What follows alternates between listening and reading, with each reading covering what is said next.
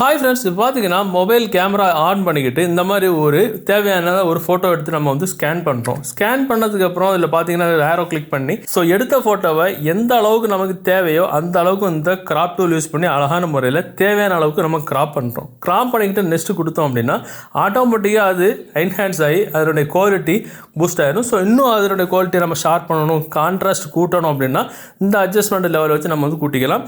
So தேவையான அளவு கூட்டிகிட்டு டன் கொடுத்துக்கிட்டு ஸோ ஷேர் கொடுத்து வாட்ஸ்அப் மட்டும் கிடையாது, எதில் வேணுமோ நம்ம சேவ் பண்ணிக்கலாம், ஷேர் பண்ணிக்கலாம், பிடிஎஃப்ல சேவ் பண்ணிக்கலாம், ஜேபிஎக் மற்றும் இமெயிலில் கூட சேவ் பண்ணிக்கலாம், லோக்கல் நம்ம கேலரியில் கூட சேவ் பண்ணி வச்சுக்கலாம்.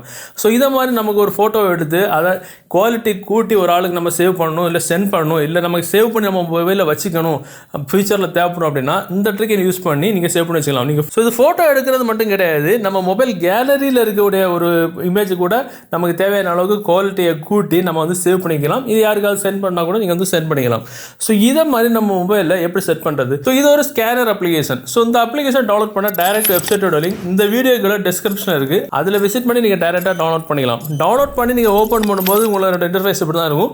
ஸோ இதில் கேலரி இருக்கும், கேமரா இருக்கும். ஸோ ஃபோட்டோவை கேலரியிலேருந்து கொடுத்தா நம்ம செலக்ட் பண்ணிக்கலாம். இப்போ நம்ம கேமராவை கிளிக் பண்ணால் கேமரா ஓப்பன் ஆகும். இதில் இருந்து நமக்கு தேவையான ஃபோட்டோ எடுத்து கிராப் செஞ்சு குவாலிட்டி கூட்டி சேவ் பண்ணால் சேவ் பண்ணிக்கலாம், ஷேர் பண்ணால் ஷேர் பண்ணிக்கலாம். இந்த தகவல் உங்களுக்கு பிடிச்சுன்னா டெஃபினட்டாக அந்த வீடியோவை உங்கள்ட்ட வாட்ஸ்அப் குரூப் மற்றும் ஃபேஸ்புக் நண்பர்களோட ஷேர் பண்ணுங்கள். பாய்.